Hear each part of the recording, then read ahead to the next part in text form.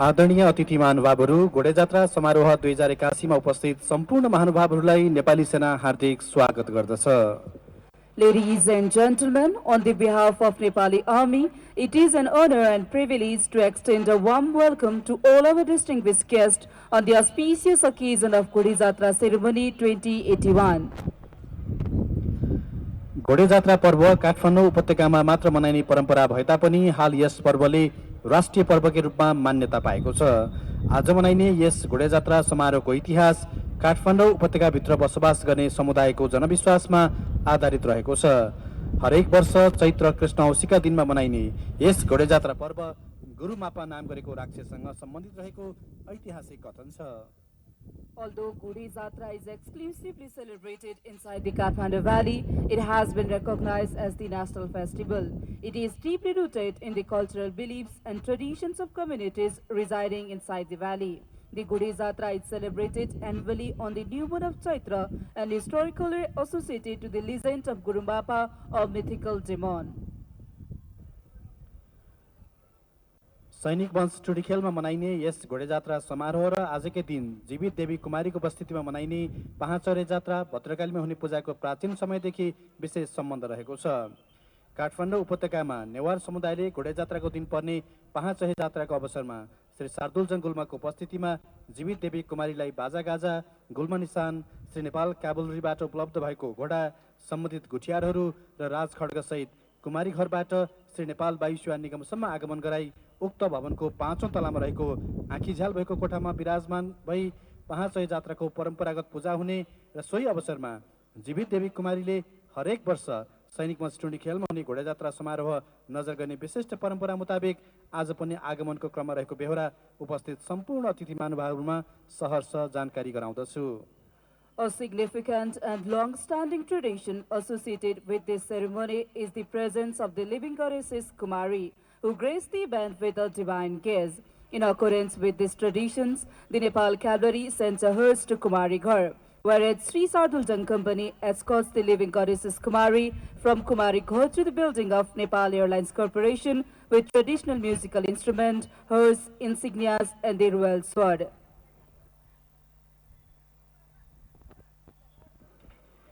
घोडेजात्राको यस परम्परालाई कायम राखी संस्कृतिको संरक्षण गर्न नेपाली सेनाले यस दिनमा कौशलपूर्ण एवं रोमाञ्चक अश्वकला प्रदर्शन गर्दै आइरहेको छ।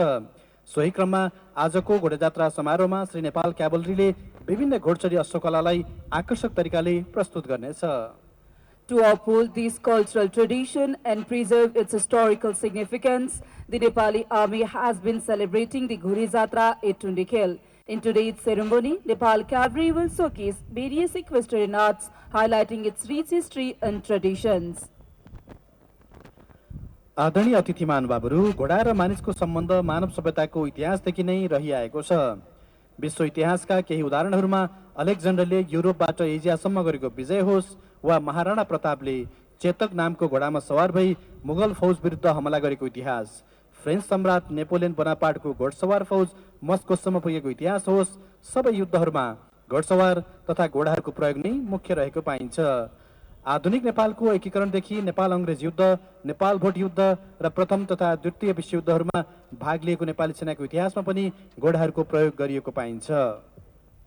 Human beings and horses have had a cordial relationship since the dawn of civilization. Horses not only served as a companions in daily life, but also played a crucial role in ancient and medieval wars. From Alexander the Great conquest spanning Europe to Asia, Napoleon Bonaparte leading his army on horseback, to Maharana Pratap's legendary horse Chetak leading a battle against the Mughal forces, exemplify the enduring significance of horses. Likewise, from the unification campaign of modern Nepal to Anglo-Nepal War, the Nepal-Tibet War, including the participations of Nepali soldiers in World War I and II, cavalry units and their horses have played a significant role in military operations. Nepali सेनामा आधिकारिक रूपमा घोडचढीहरूको पल्टन तत्कालीन राजा सुरेन्द्र वीर विक्रम शाहको राज्यकाल विक्रम सम्वत 1906 मङ्सिर 7 गते रिसल्ला नामबाट हाल Nepal bank limited रहेको भूगोल पार्कमा घोडा तबेला स्थापना गरी खडा भएको पाइन्छ। खास गरी तालिमे घोडाहरू त्यस ठाउँमा राखिन्थ्यो भने अन्य घोडाहरू बालाजु स्थित हालको श्री नम्बर 1 बाहिनी अड्डा रहेको स्थानमा राखिन्थ्यो। देश रिसल्लाले विक्रम सम्वत 1911 देखि 1912 सम्मको नेपाल तिब्बत युद्धमा बहादुरिताका साथ लडेको थियो। तत्पश्चात हाल ट्राफिक प्रहरी प्रधान कार्यालय रहेको बग्गेखानामा रिसल्ला पल्टन राख्ने गरियो। विक्रम सम्वत 2009 सालमा भएको नेपाली सेनाको पुनर्गठन पश्चात रिसल्ला पल्टनको नाम श्री किङ्स हाउस होल्ड क्याभलरी राखियो। सो नामलाई परिमार्जन गर्दै विक्रम सम्वत 2065 जेठ 23 गतेबाट नेपाल क्याभलरी नामाकरण गरिएको हो। सिंहदरबारमा अवस्थित नेपाल क्याभलरी 2074 वैशाख 13 गतेबाट नारायणहिटी ब्यारेकमा स्थानान्तरण भई कार्य सम्पादन गर्दै आइरहेको छ।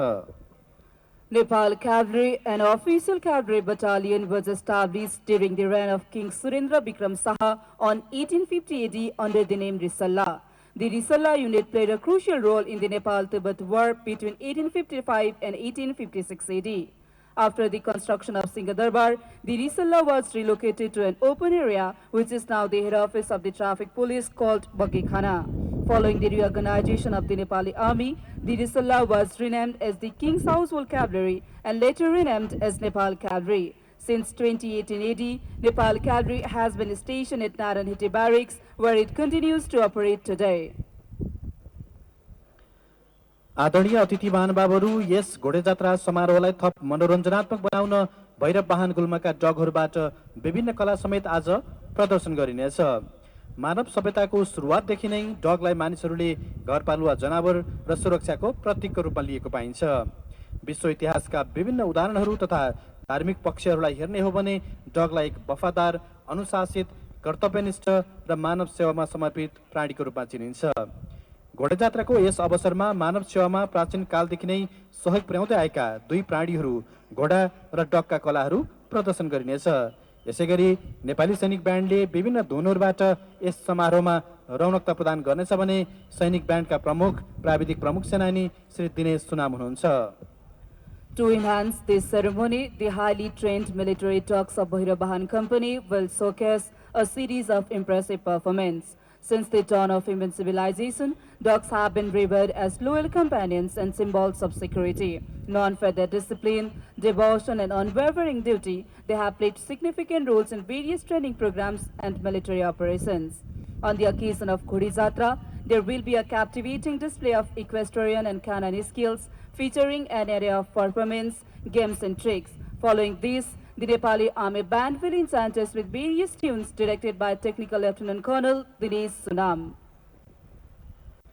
आदरणीय अतिथि महानुभावहरू, घोडेजात्रा समारोहको अन्त्यमा प्रमुख अतिथि सम्माननीय राष्ट्रपति एवं नेपाली सेनाका परमाधिपति श्री रामचन्द्र पौडेलज्यूबाट आजको समारोहमा प्रदर्शन हुने अश्वकला अन्तर्गतको सो जम्प र टेन्ट पेकिङ विधामा प्रथम र दोस्रो हुने खेलाडीहरूलाई पुरस्कार वितरण हुनेछ।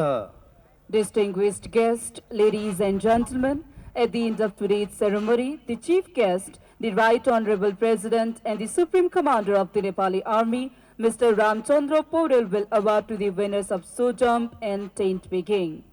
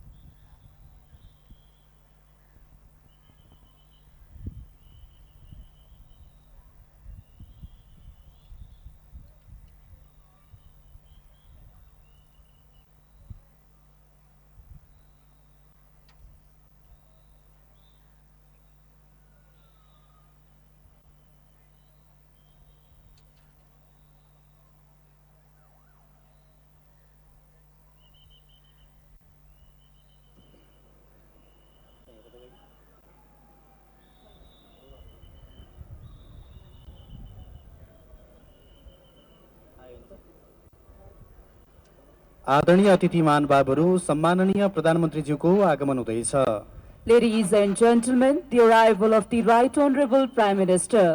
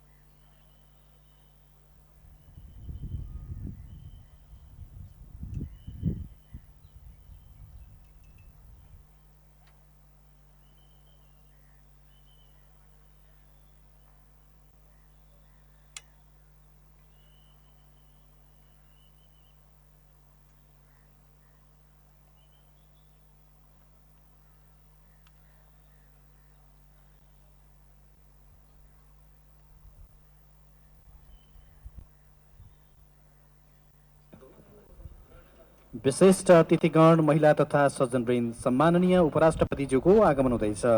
Distinguished guests, ladies and gentlemen, the arrival of the Right Honorable Vice President.